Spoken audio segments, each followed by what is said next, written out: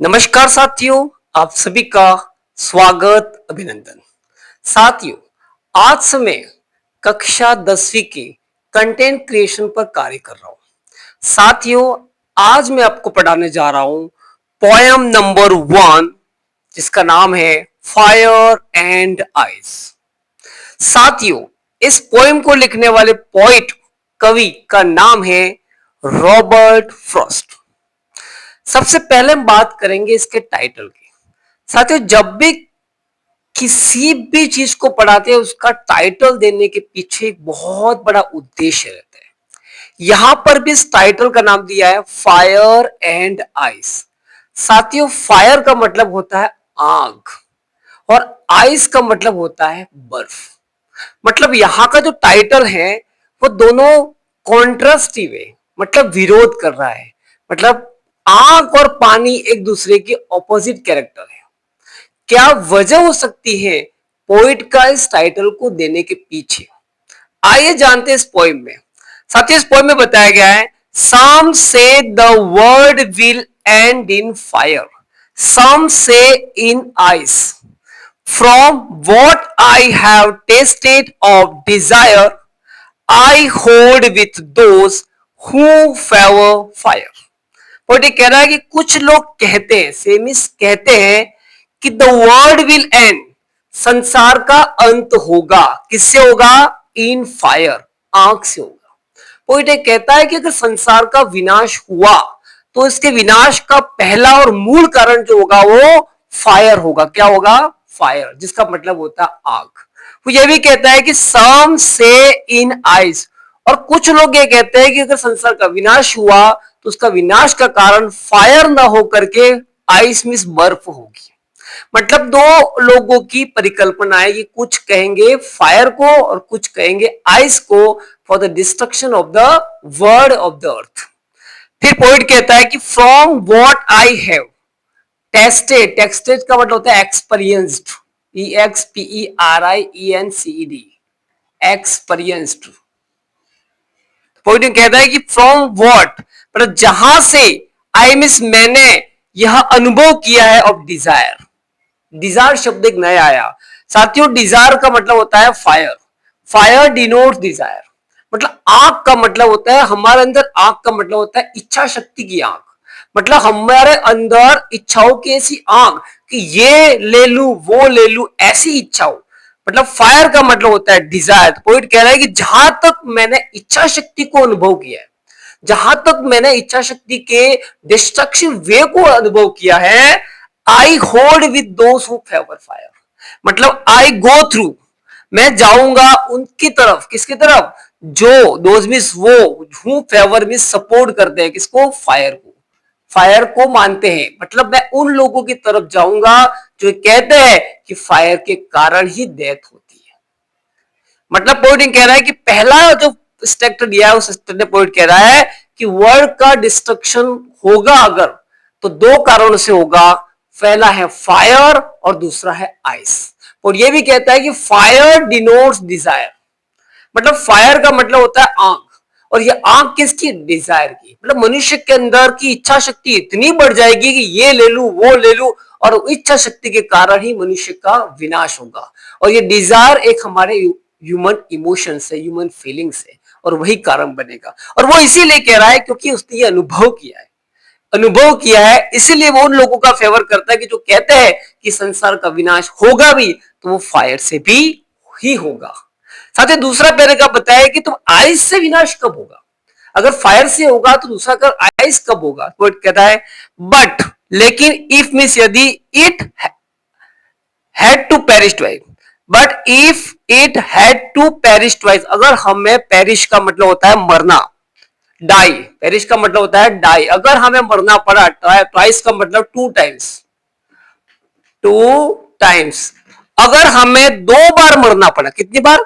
दो बार। पॉइंट कहना चाहता है कि यदि ऐसा हुआ कि हमें दो बार मरना पड़ा, मतलब पहले बार हम फायर से मर गए और फिर हमको चांस मिला दोबारा मरने का, तो मैं सोचता हूं, I think I know enough for head, तो मैं हेड को भी पर्याप्त मानूंगा। इसका मतलब होता है कि जो आइस की बात कर रहे हैं तो आइस डिनोट करता है हेड को। मतलब पॉइंट कह रहा है कि आइस कितनी ठंडी होती है, वैसा एक मनुष्य का इमोशंस होता है, उसको बोलते हैं हेट। क्या बोलते हैं? हेट। जो मनुष्य कहता नहीं, अंदर ही अंदर जलन करके मनुष्य नष्ट हो जाता है। तो दूसरा जो ह्यूमन फीलिंग्स को बताया वो हेट है। पोइट ये कहता है कि अगर मनुष्य के मरने का दूसरा चांस मिला तो वो उसका कारण बनेगा आइस या फिर hate, because ice denote hates. To say that destructive ice is also great, ये कहने के लिए कि आइस भी डिस्ट्रक्टिव है, विनाशकारी है आइस भी, और इज आल्सो ग्रेट, और बिल्कुल सही है, एंड वुड सफिशियंट, और ये पर्याप्त होगा, ये कहना पर्याप्त होगा कि आइस और हेट भी इतने ही खतरनाक है, विनाशकारी है जितना फायर। मूल बात में यही है कि पृथ्वी के विनाश के दो कारण बताए, पहला है फायर और दूसरा है ice. Fire denotes desire, fire का मतलब होता है इच्छा शक्ति, जो अंदर की इच्छा शक्ति होती है ये खरीद लूं, और दूसरा है ice, ice denote hate, ice जब ठंडा होता है वैसे अपने अंदर का भाव होता है हेट, घृणा करना, उसे मनुष्य गुस्सा होता है नहीं, अंदर अंदर दूसरों को देख के जलन करते हुए नष्ट हो जाता है। तो पोइट के पृथ्वी के विनाश के दोनों कारण रियल में सही है, लेकिन प्रश्न ये बनता है कि when can ice B destructive, अगर बर्फ से मरना है, अगर घृणा से मरना है तो कब मर सकते हैं? When we have to die twice. तो छोटी सी बात है। अब इस पोएम की थीम क्या है, अगर हम बात करेंगे तो इसकी थीम क्या बनती है? थीम का मतलब शॉर्ट में इसको क्या कहते हैं कि we should control our emotions, we should control our negative thinking, हमें नेगेटिव थिंकिंग को कंट्रोल करना होगा। We should suppress our desire and hate, यही इसकी थीम और मैसेज है इन दोनों पोएमों के बारे में। साथियों, जब भी किसी पोएम को लिखते हैं उसको समझने के लिए हमें राइम स्कीम समझना पड़ता है, और राइम स्कीम होता है हर पोएम के लास्ट लेटर की साउंड। जैसे पहला के लास्ट लेटर क्या है? फायर, दूसरे का कौन सा है? आइस, तीसरे का कौन सा है? डिजायर, चौथे का फायर।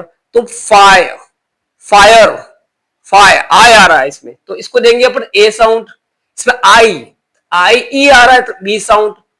डिजायर, इसमें ए आ रहा है क्योंकि डिजायर और फायर सेम आ रहा है ना, तो ए बी ए, और फायर फायर, तो इसमें क्या बनेगा? A b a, fire desire, और ये तीनों सेम आ रहे हैं। तो पहला स्टार्ट बन गया ए बी ए, क्लियर। और सेकेंड में यहां पर आ रहा है ट्वाइस, आई, फाइव, आई का मतलब यहां पर बी आएगा, बी, आई, ट्वाई, तो यहां पर अपन लगाएंगे बी। हेट, हेट की साउंड ही ए आ रही है, मतलब इन दोनों से अलग है, एक में आई, सॉरी आई, आई, और ये हो जाएगा ए, तो यहां पर सी लगाएंगे। आइस, बी, ग्रेट और सफिशिएंट, ग्रेट में सी, हेट, ग्रेट, और ये सफिशिएंट। मतलब राइम स्कीम में अपन ने देखा कि अंतिम लेटर फायर, आई, तो इन दोनों की भिन्न साउंड है तो इसको ए दिया, इसको बी दिया। फिर ए की तरह इन दोनों की साउंड है तो ए, फिर इसकी डिजायर और फायर तीनों की सेम है जिसको ए आ गया। और ये आई की साउंड यहाँ पे ट्वाइस मारा तो बी देंगे, फिर इनकी अलग है हेट और ग्रेड, इनको से दे दिया। तो राइम स्कीम बनेगी ए बी ए बी, ठीक है ना, ए बी ए बी, ये बी, और सी बी सी और बी। साथियों, राइम स्कीम के अलावा भी पोएम के अंदर फिगर ऑफ स्पीच भी आते हैं। जैसे हम बात करते हैं कि फायर एंड आइस, हम जब भी बात करते हैं फायर का मतलब आंख और आइस का मतलब होता है बर्फ, तो इसके अंदर आइस, फायर का मतलब होता है इच्छा शक्ति, डिजायर, तो फायर का एक रूप दिया गया है डिजायर, और आइस का ग्रुप दिया है हेट।